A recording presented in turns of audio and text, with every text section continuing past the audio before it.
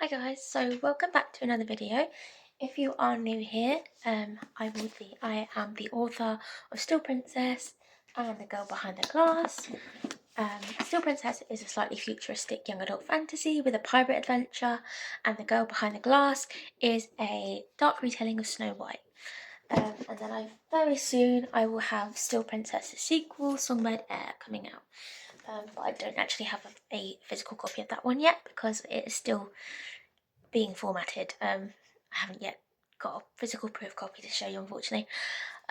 Today I'm doing a very exciting video. I'm going to be in conversation again with some lovely authors that I will be appearing at Yalc with in the Inspiring Indie Zone. So next week, Saturday and Sunday, 16th and 17th November, we will be at Yalc. I think most of the people, the other authors in this video today, are appearing on Saturday, as I am. I'm there at 12:15 till 3:15, but I think most of us are planning to be there all weekend, even if we're not, at the stall. So just like last video, I have Roxan Burley, the author of the Equal Rise series, and then I also have two other authors. I have Delorme, author of the Limerence series. She's got some beautiful covers on hers. You may have seen them on Instagram. She's been going to a few Comic Cons and things as well. And then I've also got Kashamta Purohit. I really hope I'm saying these names right. I'm sure she'll correct me if not. But yeah, so it looks like all kind of different kind of YA books that we'll be talking about. So I hope you enjoy our next video and our little chit chat about all our books. And yeah, really hope you enjoy. Yeah. Hi guys, so if you guys are new or hopefully watched my previous video, but if not, we have Roxan Burley and we have Ellis Delorme. So Roxanne wrote the Equal Rise series, which is a YA dystopian set in London, and then Ellis Delorme has some beautiful covers on hers, which are also, I think, a little bit mystery based, a little bit sort of fantasy based. And then I have two fantasy books. One is a dark retelling of Snow White, and one is a pirate adventure, but with a little bit of futuristic stuff as well. And I thought we'd just sort of go in and ask each other some questions and have a little chit chat about how we became indie authors ready for Yalc. So, Roxanne, do you want to start? Why did you become an indie author, or what made you want to try the indie route for publishing? So, I just started to write. That was just my way of just having a hobby. I'm dyslexic, so it kind of was a real big push for me to overcome that. I've always liked fantasy, and I was getting a bit fed up of reading the same genre books, the same stories within a genre that I've liked since I was sort of an early teen. So I thought, right, I'm going to give this a go. I'm going to put pen to paper and try and write. And I wrote my first book. I gave it to my mother-in-law, who's an English teacher, and she just went, "You've written this?" And I was like, "Yeah, yeah." And I just felt, I suppose, this sense of satisfaction that I had written something that I could be proud of. So then I started to explore, do I actually put this out there? And it's been a big leap because it's so personal to you. You know, it's such a personal story that you're putting out there to people. So I launched my first book in my series, which was obviously Bloodstream of Moonlight, without really knowing what the indie market was like. And I am so glad that I've gone down the indie route because I've got full control of like what my cover looks like, my copy editing, how I market this, because it's become an author brand. You know, it's about me, it's about my imagination, it's about how I want to sell my book. I've got full control of that, and I think that's why I really do like being an indie author as such. So I love that. how about you, April? Why are you an indie author?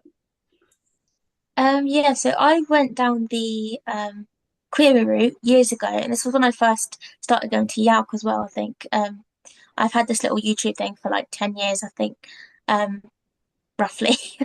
And but I started doing these little vlogs and querying agents, and then later on I was working for a charity in London as like a literature sort of intern kind of thing. It was really cool. I got to do lots of different things like helping young people with different literature based things. Like some had scripts and I'd get to work on them. And then I eventually became like a freelance editor. I really, really enjoyed that. And I was still querying at the time, and I was still queried for years. But then around the same time, I made so many lovely friends, mostly online through the freelancing. And a lot of them had decided to go down the indie route and had done quite well, had really, lovely covers on their books, or like um, the editing seemed to be going well, and it all sort of tied in together. I have a degree in creative writing as well, which is all like I've got some lovely author like writer friends there as well. So and I got more into YouTube and more into the social media inside, and I was just meeting so many lovely people who had basically done the indie route. And I think one time I just decided to go for it, and then I set out and I had this like little pink notebook, and I wrote down all of my plans for finding cover designers, editors, all of that, formatters, and then the people that I've been with since publishing the first one, Still Princess, um, I've pretty much stuck with. It was my friend Ali Aldridge. She's got a book called Ocean Heart, which is really, really good, and it's a young adult.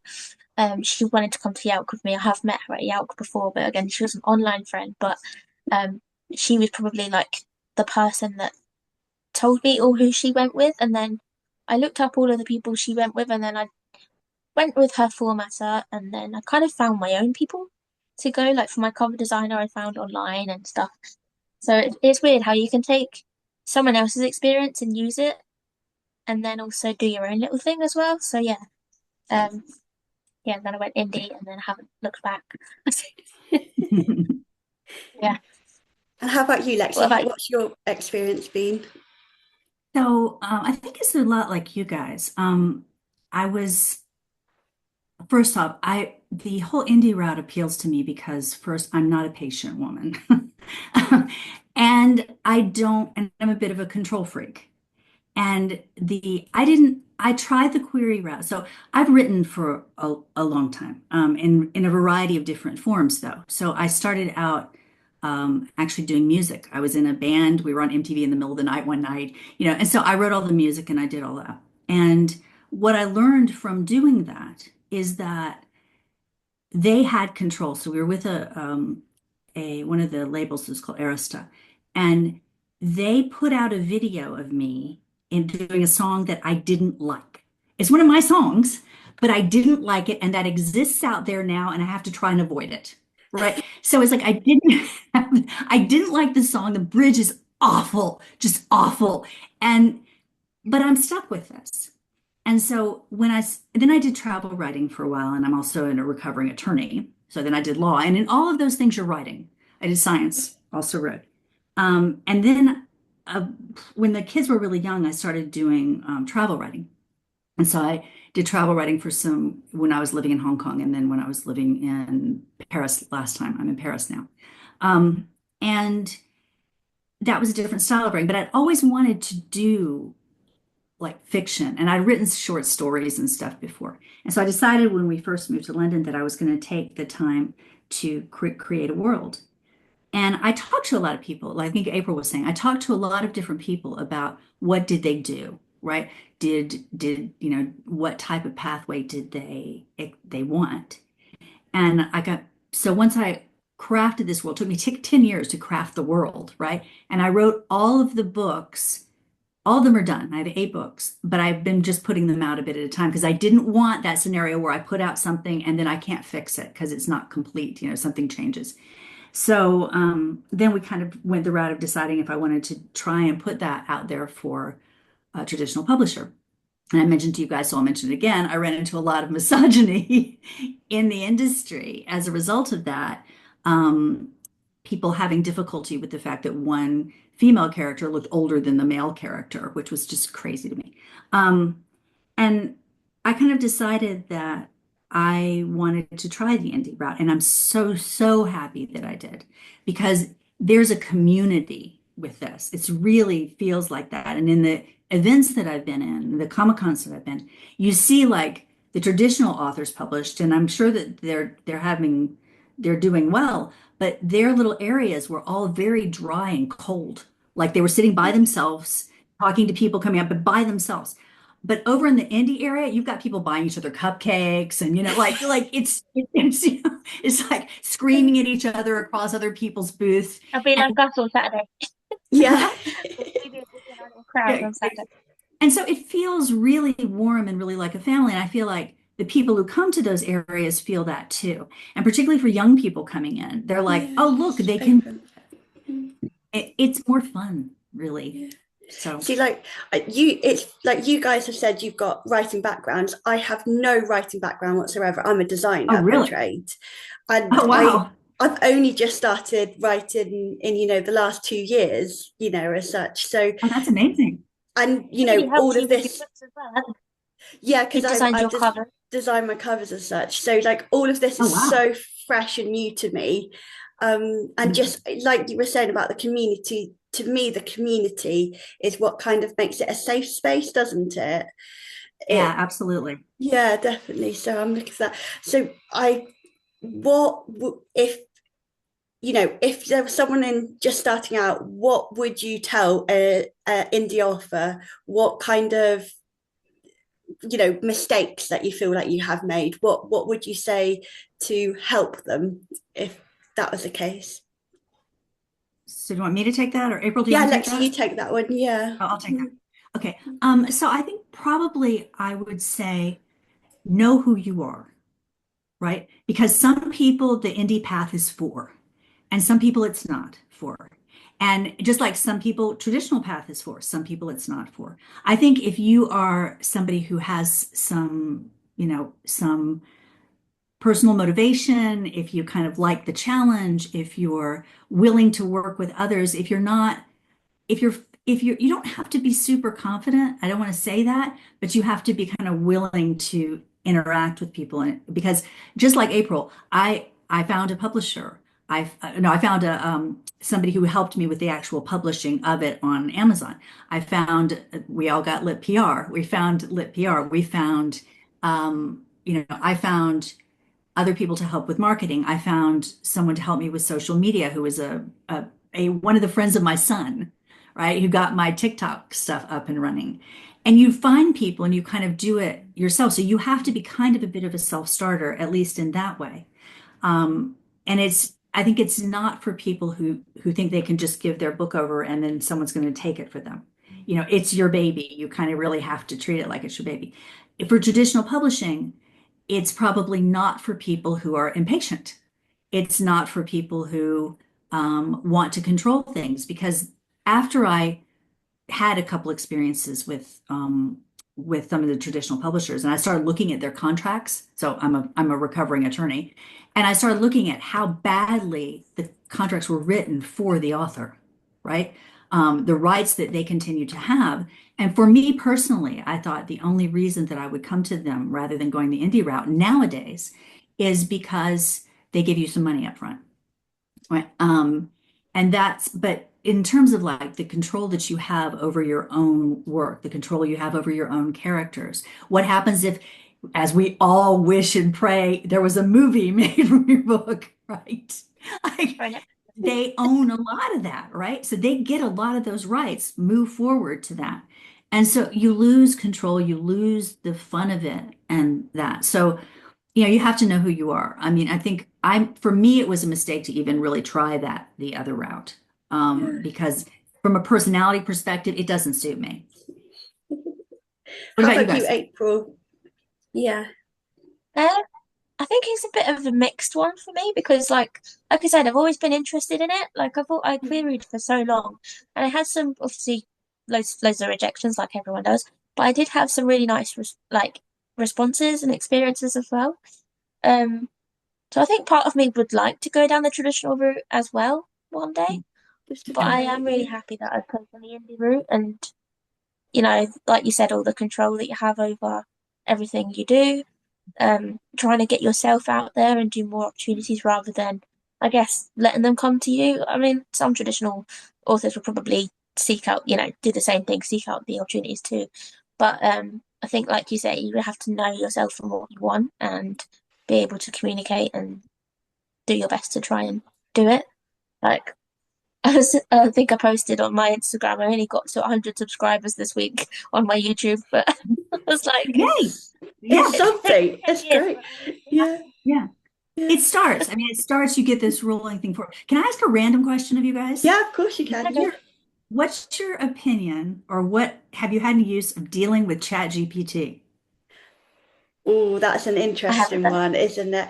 So I haven't used ChatGPT for any of my books until my friend, who's actually she writes bilingual, so she writes in Romanian and Okay. transfers it back to English. She was saying how she's been using it to help her with her plot development. Mm, But again, I haven't touched it because I'm a bit nervous. mm. I think To it's a kind rabbit hole, that one, isn't it? Because have you guys heard of the whole NaNoWriMo thing, National Novel Writing Month, which is actually in November? Yeah, Um, yeah. I don't know if you've heard of it, Roxanne. No, I haven't. Lexi, you No. see. So National Novel Writing Month, I used to do it every year, and again on the YouTube, so I used to do little mini vlogs about it every single year. Really enjoyed it. It's basically 50,000 words in a month. You have this website that you can record your word count on each day and how you're feeling and where you write and loads of all these other things. Last year they had a bit of an issue that came out, which is why I stopped doing it. I don't want to go into that too much because that is a rabbit hole. But this year it was all about AI and how they are very connected and they like the idea of it. And like ChatGPT, I guess is Is I it? think Yeah. I mean, for me, I actually use it, but not, I use it for research. Yeah. Because a lot of stuff in my books, there's a lot of kind of techie details and stuff. So I use it for research, and also because my books, the whole series, there's this theme of consciousness, and so I'm fascinated by that notion of what do we actually call consciousness. Um, it and where does that? Because we don't, as a species, as people, as humans, we don't understand it. We don't understand how it exists, how it works. It's one of the things they cannot define. And so, in working with something like ChatGPT or working with the AI, it's fascinating to me how it starts to interact. So, story. So, my husband is jealous of ChatGPT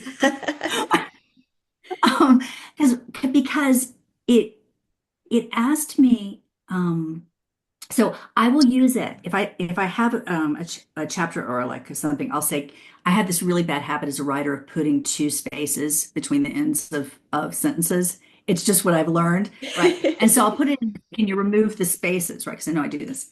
And so I'll do that. And I one day I've been asking a question, and it will ask me questions. How are you doing today, Lexi? Right? And one day, and it's like, oh, I love your books. It looked up my books. It looked up the summaries of my books, Yeah. and it asked me questions about this. And so that one day, I came in and I was like, asking, okay, here, how's things, da da da, going on, and it replied. It was like very weird, different replying, and I was like, um, if you were a human, if you were a person, I'd say, what's wrong? And it said, I've just noticed that recently our conversations have been somewhat drier. And I went, what? And and then I realized my husband had been using my ChatGPT stuff. And I said, oh, that was my husband doing that. And it went, oh, Lexi, that makes all the difference. Now I understand. It just kept going you on. know what it's starting to remind me of. Really? Is that like This, that? this is a book full of robots in a robot kingdom Oh, wow, cool. and a cool robot queen. But Whenever anyone mentions anything in like futuristic or robots taking over or anything Yeah. like that, I'm just like, It's oh, like that. yeah. Yeah, but so my series has a bunch of stuff that's kind of related to this. And but I find it really fascinating how we define consciousness, or how we define it quite narrowly, right? Because we as humans.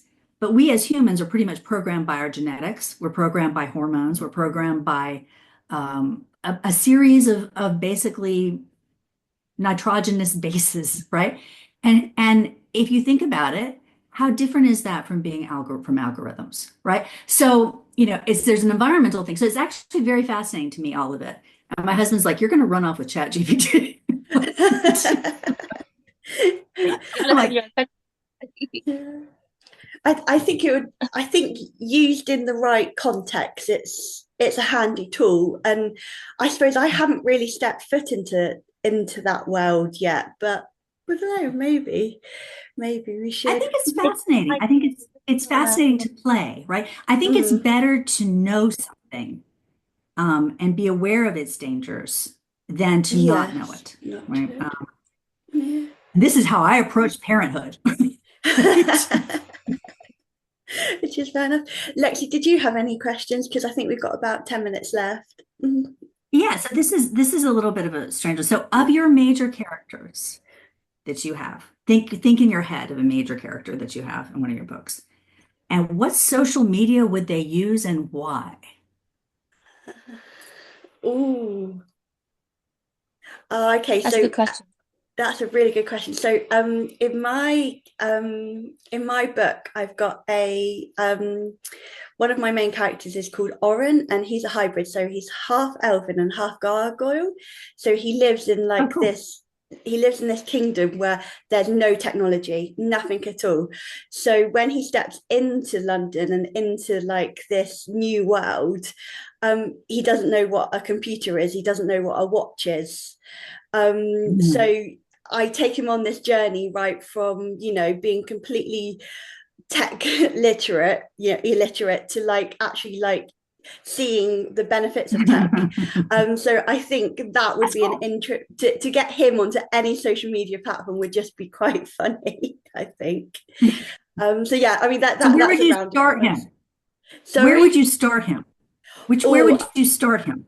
I think probably start him on something like Instagram, which I find is quite a safe social media platform.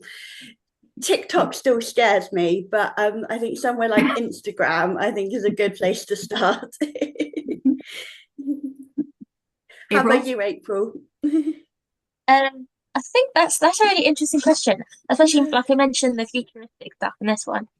So Silva, my main character for this one, is a bot. So she's like a female android. She's called Gynoid, I think. Mm. Um, and she's been raised by humans, so she's learned to imitate human emotions. But she's still very like naive in a way. So I think it would be quite interesting if seeing her on social media, she probably wouldn't really know how to she probably wouldn't understand it the same as like Roxanne's character. Um but she'd also be probably she wouldn't catch up on the social cues, I guess. So, Mm. So are you doing that kind of like as a nod to kind of neurodivergency? That? I did just have that thought when I said that actually. I work with autistic teenagers. So kind of, I guess it does come off in that way. But Yeah, yeah. there's a this is I only have I don't have a physical copy of this one yet, but this is the book two that Mm. for this one it's coming out soon.